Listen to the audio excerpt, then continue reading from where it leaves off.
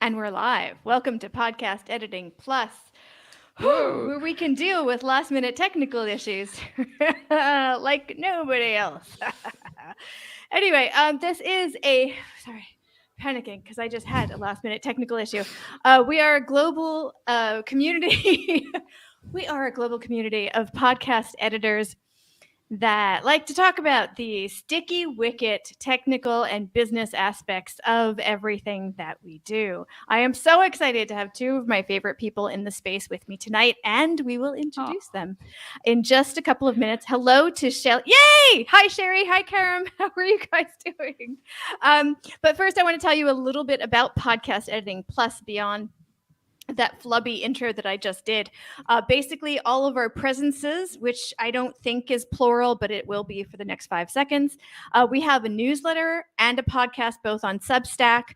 We have the YouTube channel. This is streaming live. Sophia, hello. That you clearly it's streaming live too, as I shout out people's names obnoxiously. We have a new LinkedIn group, and we have a Twitter and an Instagram presence. I don't know how many of those are going to keep going infinitely, but we're trying them all out to see where you all are. So that's what we're doing. That's where we are. Let's get around to who we are. Paroma, can you start us off? yeah, absolutely. So I'm a podcast editor. Hey, I'm a podcast editor based out of India, and I got into this industry about 5 years back, and I think I found Steve's group about 2 years back, and it's been like a great learning opportunity. He's built an amazing platform. I've been raving about it, especially recently, and. Yeah, I mean, I've come a long way from being like a podcaster who knew absolutely nothing to somebody who has a business and is now recruiting um, stuff, I guess. Yeah, so it's been interesting and it's been fun. And you rule on Instagram. Your reels are hilarious. Oh my gosh. I just saw a few more today and I was like dancing along with you. It was great. It was totally It's great. cringy, but kind of fun. It's awesome. Anyway, if you guys aren't following her on Instagram, now's the time. Steve, It's just a my man of name. no introduction, but can you give us one anyway? I'm Steve Stewart. Yes, wait, Come that on. I started editing for other people in 2016. It became a career. 2017, I started the Podcast Editors Facebook group, and it's grown to over 7,500 members. We've had the Podcast Editors Conference, which actually, if you think about it, was just last year. Technically, it actually was last year, March of Yeah. 2020, before the world changed. And then the Podcast Editor Academy, which is the membership site for people who want to up-level their business as a podcast editor. And what else are we doing? There's all kinds of stuff, but that's who I am. Gotcha. And do you want to mention the 25 days now or at the end? Sure. If you go to podcasteditoracademy.com/25 days, the number's 25 days. We've got giveaways every single day through leading up to Christmas. Every day we got something we're giving away or offering. There's only a couple discounts. Everything else is free stuff. Heil headphones. Podcast Movie gave away $500 in cash Whoa. through us. It was very anyway. We just dated this as a podcast. This is not going to be like this is definitely going to be a 2021 only thing. This is not evergreen content, but the 25 days of Christmas is going on until 25 days, and podcasteditoracademy.com/25 days. Yay! And we've got quite the crowd in the chat room. Sorry. It's going too fast. Sophia said, I'm a big fan of Podcast Editors Club, which is the free version of Podcast Editors Academy, right? Yeah, the club is a Facebook group, and the Yeah. academy is a membership site. Gotcha. And there is a request, Paroma, for, can you see the chat room? There's a request for your Instagram. So if you get a I chance during the chat, pop that over there. I'll can. I don't know how to drop it in, though I'm not logged in this. Oh, view I'll of do it then. No Stuff worries. No can. worries. I'll do it. Okay. So also shout out to Paroma for, okay, girl, you're popular, for the MV7 Shure mic woot woot. Oh, yeah. Yeah. All I right. just made a carousel dissing the Shure mic, not quite because I love it, but yeah, that's coming up on the Instagram. Uh-oh. Okay. Okay, we'll get to that. Right. So in order to not replicate what is already out there in the world, we are pitching our tent in the recent. So within the past week, yes, that is our tent. Within the last week, what have you worked on? And more specifically, what is one challenge that you have faced with it, keeping focused on podcast editing, whatever that means to you at this moment in time? Who wants to start us off? Okay, you've been voluntold, Parima. I can start if you don't want to. I already have something in mind. Is it more podcast editing focused? Because my one is slightly more about teaching podcast editing. So I think you should go first. Ooh, I like that though. Well, I'll go ahead and this is the struggle I've had this last week, and I know a lot of people that are watching this are not going to be able to relate, but this is kind of a discussion that not too many other people are going to have the opportunity to give at this time in their career. I have 5 people that I have trained to edit my way that I outsource to. And it's gotten to the time where it's the holidays, not just my clients, but myself. We're taking off time. So of course there's a big surge of files and then there's nothing. And then a big surge of files and there's nothing. And I try to get my what do you call them? Contractors. Hello. The people I outsource to, I try to get them a steady flow of work, and I'm not going to give them a rush job. So that's the challenge I have, is trying to keep them busy without making it too busy, and trying to be able to take off time for myself. And I'll be going away next week, so I'm going to have to work at some time, which I'm okay with, and my wife's okay with as well. Wow. Okay. So I don't even know where to go with that. What do you guys, I mean, are we looking for advice here, or am I just going to give you my answer? But the ebb and flow of freelance / small business is big, is very big. Like, do you, yeah, I have questions. Do you average out like your busy periods and your less busy periods to make it even out to something you want per month? There's almost no way to do that. It's all dependent upon when they record. And most of the shows that I edit for, I mean, I've got this niche, but a lot of them are interview shows. They do a lot of interviews. Now, the people who do monologue shows are usually way ahead. That's really cool, and that's great. But then the ones that don't, that's where I'm at the mercy of when I get the files. Then I can either I prep them and outsource them to my contractors, or it's a rush time and I get to do it myself. And rush time for me is, if I can't give them 3 business days, I'm probably going to have to do it myself. And there's a couple clients that I'm not going to let anybody else touch because they're my favorites. I get that. You have favorites. So kind of to answer your question, though, would be to say that I do notify my clients in advance and say, hey, I'm going to be at Podcast Movement. I'm going to be at FinCon. I'm going to be at She Podcast Live these dates. If you want your shows to come out on these dates, I need them 7 calendar days before they go out. So I give them warning, and that helps. But it's still an ebb and flow. It doesn't curb any. Parima, how do you deal with this?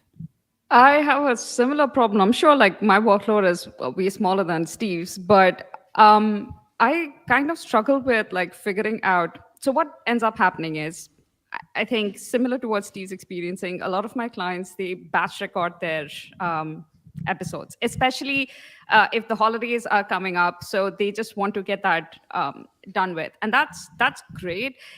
Except that sometimes if they like, it's not to do with the holidays. They just want to get ahead.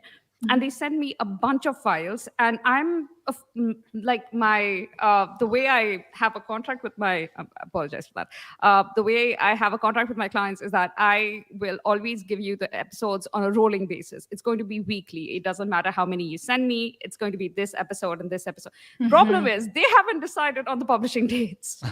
So sometimes I just send them an episode and they're like, well, we have this other episode that needs to go out this week. And then I'm like, I'm dying inside. But on the other hand, I don't want to mess up their schedule. And it's like, it takes a lot to tell them that, no, you don't get an I haven't reached that level yet where I can be like, I don't care. I don't care that you've told your guests that you have announced on your social media.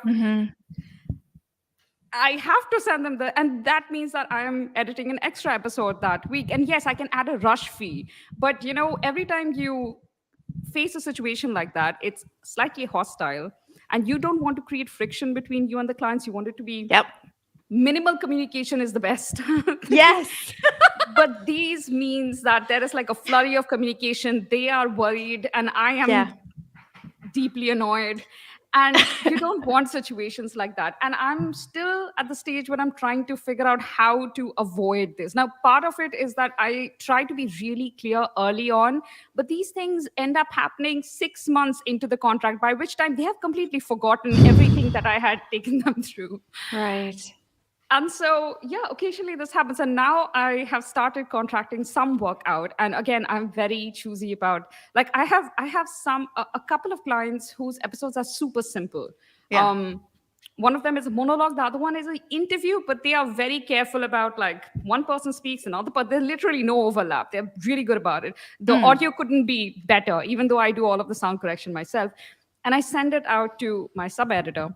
And once they've done their work, they send it back to me, and I kind of I have to go over it. Like, I have to review it and get back to them with notes, and I have to battle within myself, like, don't be too nitpicky. They're getting better at it. The last, Yeah. like, this episode is better than the last episode. Like, it's like a battle between me going, like, take out this, silence this, just fade this, Yes, being like yes. every 5 seconds, and me going, like, just like, let's be Yeah. more theoretical and abstract in our criticism. I'm just still struggling with all of that. So that's what I did this week. I'm somewhat relieved to hear this because I have a new client whose audio isn't the best. And so I like to do an iterative approach where we'll slowly fix things until it's at that beautiful sweet spot. And yet recently on an episode, not during the episode, but in the beginning, but they were still recording, they were like, oh, I'm so subconscious about my audio now because of the editor. And I was like, oh, that's me. Yep. I'm listening to them talking about me, making them self-conscious. And I never want to make anybody self-conscious. I want to help them feel better about their podcast and get a better product out into the world. And there I Yeah. am sitting there going, do I pretend I didn't hear that? Am I supposed to be nicer and back away now? Like, where is that balance between what they're Pretend, capable of pretend. doing and what you know they could be? Yeah. Promo was talking about less communication is better. I disagree. Now, if you're arguing about the same thing, yes, but it's very helpful to communicate with your client at least once a week outside of your normal, hey, the file's there, blah, blah, blah. And that Yeah. could just be a quick note about, hey, I noticed this thing, blah, blah, blah. And if you could find something helpful, that's really better. Like I today noticed that a new client that I have coming on board, I noticed that their logo for their Facebook group in the top of their website went to a dead page. Mhm. So I'm like, here, just whoop. And I'm fostering communication. I'm fostering a relationship there. And that's going to make it easier for me to come back and tell her later, hey, by the way, you always say, yeah, mm-hmm, yeah, mm-hmm, yeah, mm-hmm. You say it 20 times in 5 minutes. Please stop. I'll be able to say it more politely, and she'll be more receptive to my advice. I am somewhere between both of these ideas right now because I prefer more communication, but I feel like not most of my clients, most people don't. And definitely most people don't hear what I think we hear. So when I say, oh, this sound or that echo or this thing, I feel they're like, where? Like I had clients before tell me, okay, can you tell me like where? Like they asked me for a timestamp and I'm like, all of it. It's just all. That's where you it all provide them with a sounds like that. sample. And if you can do a screen capture, Yeah, that which works. is super That works easy great. these I've days. done that too. But they'll be like, I don't hear what you're describing. And so I just sometimes I think I have a different hearing. That's quite possible. But before I hop onto that, I completely Yeah. agree with Steve. I didn't actually mean like no communication with your client. I specifically, so thank you for bringing that up. I specifically meant no hostile communication. So Hostile, like okay. as Oh, of course. as Yeah. like as little friction in that way. So but yes, absolutely, like I tell them when their episode is particularly interesting. I tend to be I'm really grateful I'm in the place where I can do that. I tend to be choosy about the kind of podcast that I take on. The subject has to be interesting to me. I listen to it for so long and often multiple times. It has to be interesting to me. I just started working on a podcast about Harry Potter, so it's kind of great. So it's I just want to make sure that I'm not kind of fighting with my clients, or at least I do it as infrequently as possible. Yeah. But sometimes that's unavoidable. But wait, what were you saying, Stephanie? I wanted to jump in and I've completely forgotten. How to make that piece with what you know the podcast could be and what the clients are able to do and what they hear/want in the quality. Right.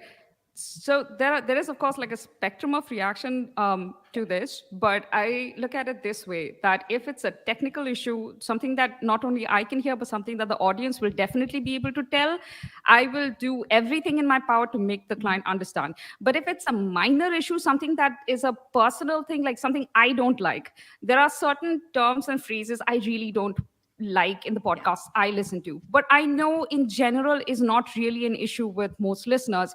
And if my client isn't getting it, then I'm not going to push it. There are other things. I like my podcast to be a little tightly edited, like without too many pauses and gaps. I don't even use truncate silence. I manually go in and shorten the pauses because like different parts of the conversation require different kinds of pacing. So I mean, I'm not always that insane, but in certain interview conversations. But I know I have certain clients who really like the pauses in their conversation. And these pauses are long. They're like almost like 0.8 seconds or, like over a second. And I am kind of dying inside because it's too long. Like the human ear registers anything that's over 0.3 seconds pretty much as a pause. So it's... But it's a personal preference, not something I have to push on my clients. Exactly. Fun fact, in Germany, there is a specific kind of business podcast where they intentionally get rid of all pauses so that the business people can get through the podcast faster. And it sounds a little weird the first few times you listen to it, but it has a specific name in German. App. And the Podcast Addict app, which is my favorite app. Yeah. But all of them do that these days. It's you can also like boost the treble or the bass. You can just do amazing things on podcast apps these days, which you can't on iTunes. So people should like switch to Android. Oh, they're selling your the Podcast Editors Club over in the chat room, Steve. Oh my gosh! There was a question here that Kareem asked, and I completely forgot to answer that. Hi, yes, about finding the right editor. So I kind of decided to start from ground up and find someone I liked who had potential to be a good editor and just start working with her. Because I was trying really hard to find someone who could who would come aboard and could replace me more or less, aside from the quality check that I would do. And that's like literally impossible to find. I mean, it's possible if I'm willing to like pay them way higher than even I'm charging right now, probably.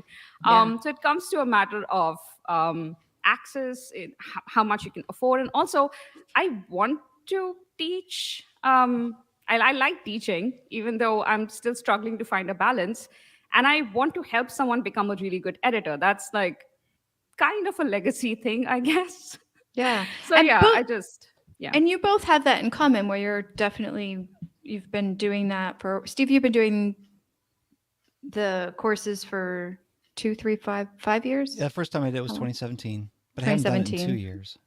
It's almost 5 years because that's when I started podcasting, and I know that's coming up on 5 years. And Paroma, did you just start teaching editing?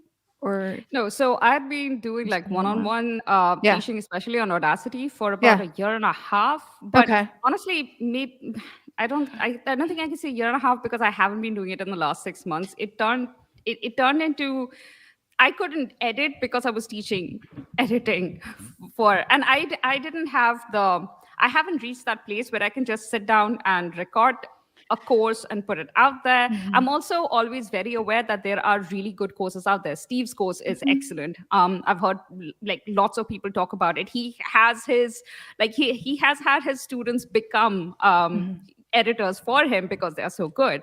So that's already out there. So like when I even think about creating my own course, I don't know what additional information I can possibly put out there. So that's all there. But at one point I decided that I don't want to do the one-on-one coaching anymore. That's not, it's not efficient. No. Let me tell you how I did it.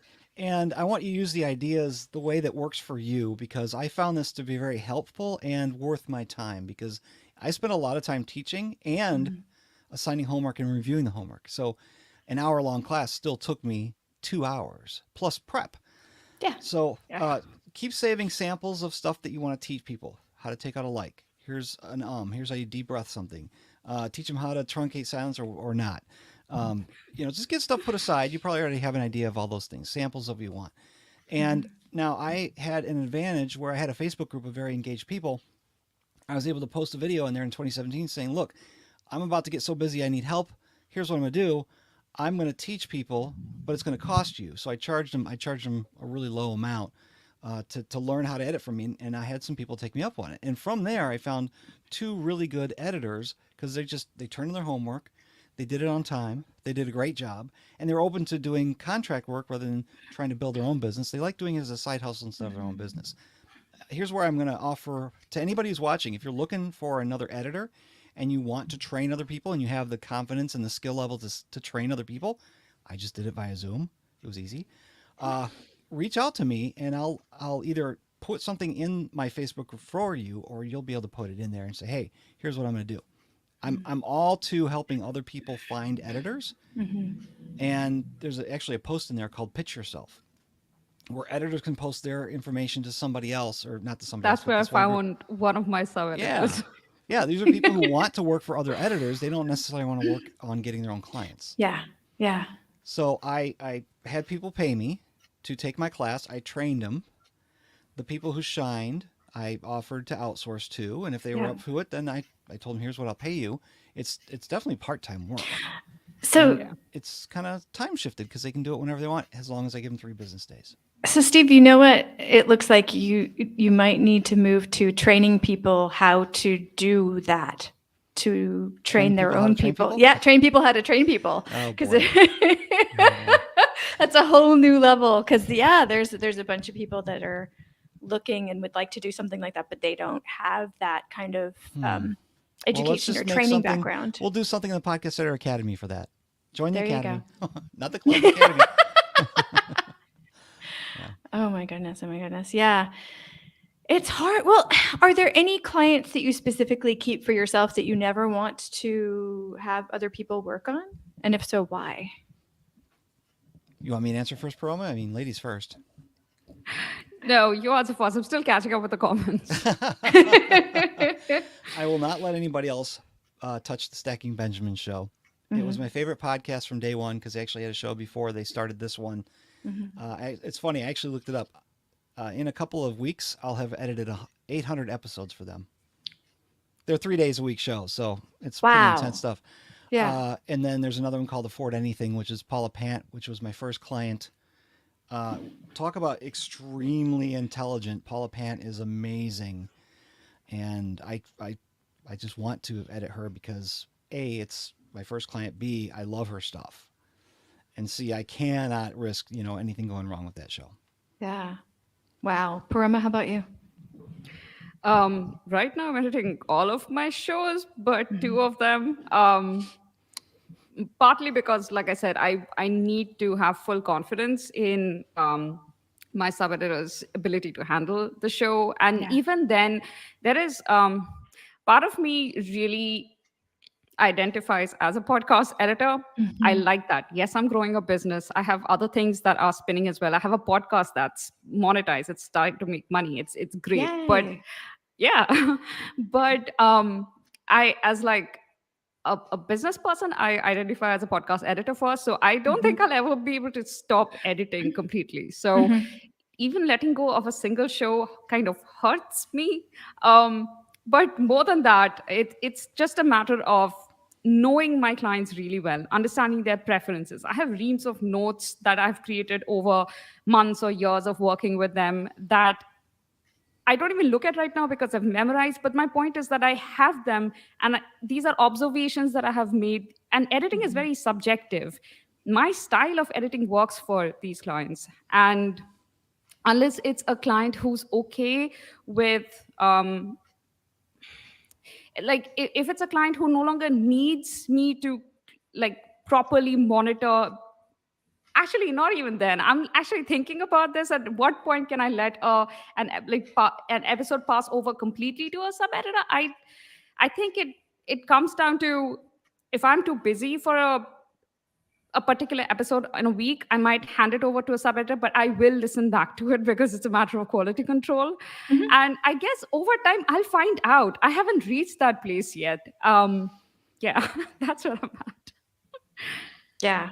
I'm eons behind both of you, so I can't even answer my own question.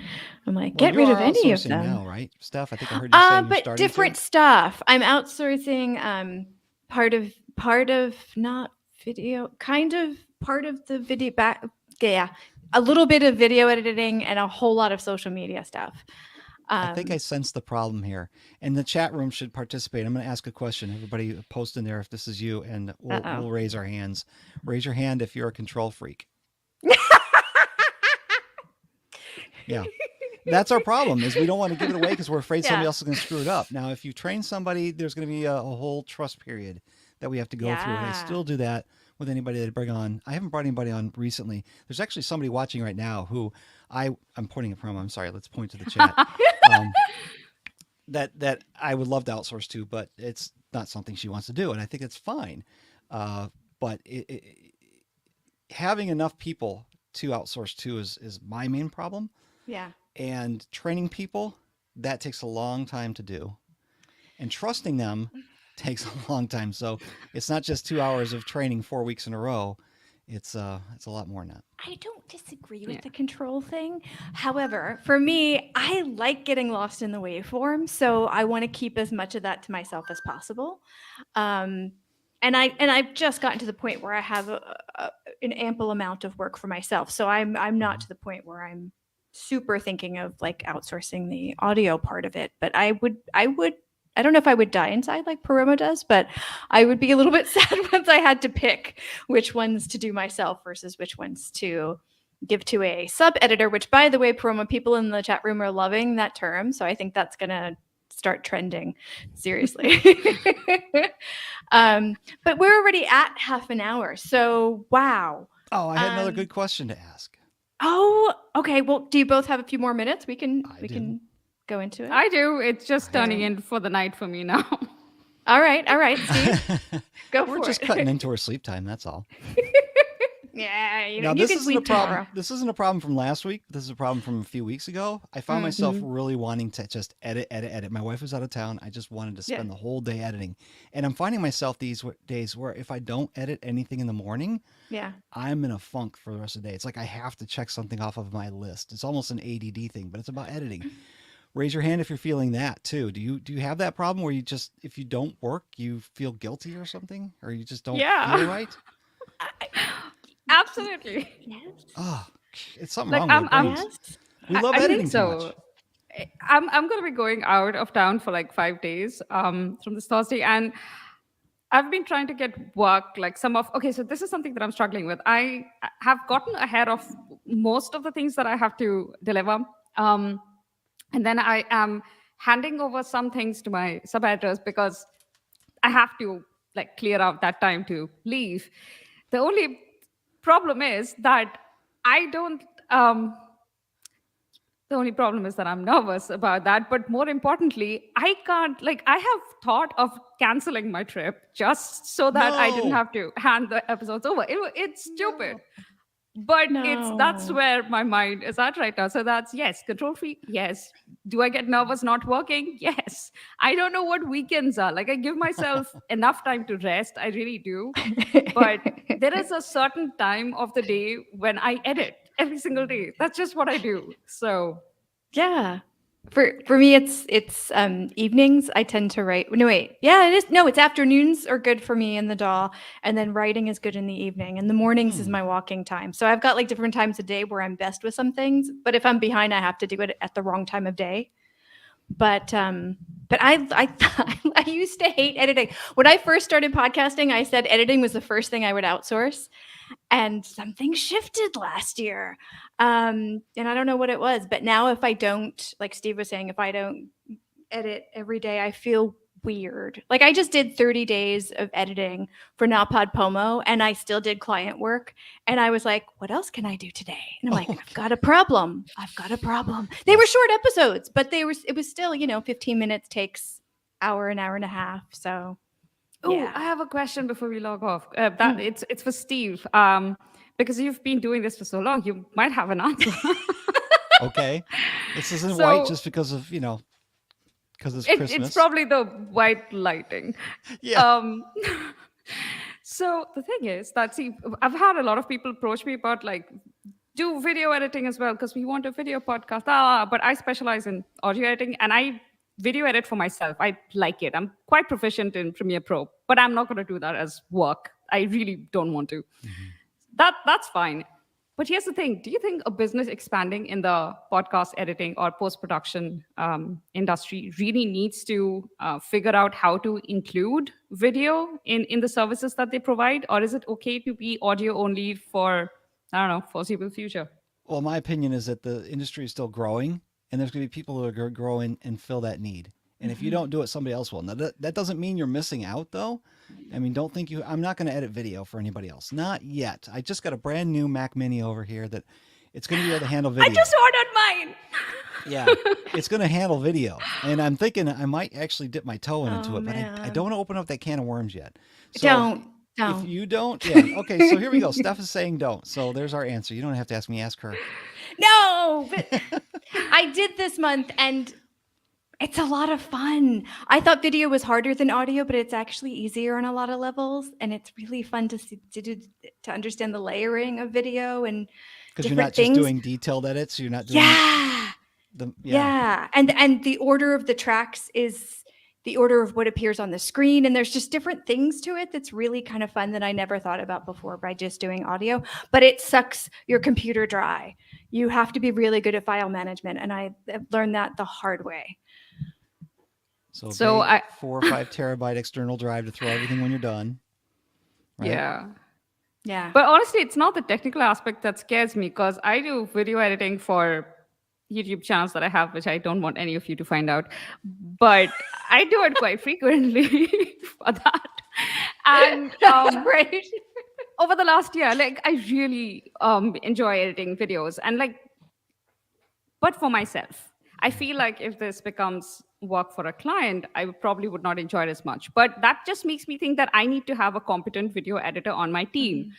Probably sometime soon because podcasting is no longer like an audio only thing. And from the way I see more and more podcasters who are coming up on the scene, they have a video component or they really badly want one. And that makes sense, especially given the searchability of YouTube. So that's another struggle. Once you start incorporating video, though, you got to think about the other things you might want to incorporate: show notes, social media, That's a images, big one. stuff like Yes. that. Because now, when you're doing video, you've got a client who is more. If they're paying you video and audio, they're more serious about this than most people. So you got somebody who's really trying to build something, and they're wanting to outsource everything but the content creation part. And they're probably hiring out to get some help there too. So are you prepared to grow with that type of a company? I've lost clients because they wanted video. I was doing audio. They said, you don't want to do video. Okay, I don't do video. Okay, well, and I had to help them find somebody else, which I'm fine with.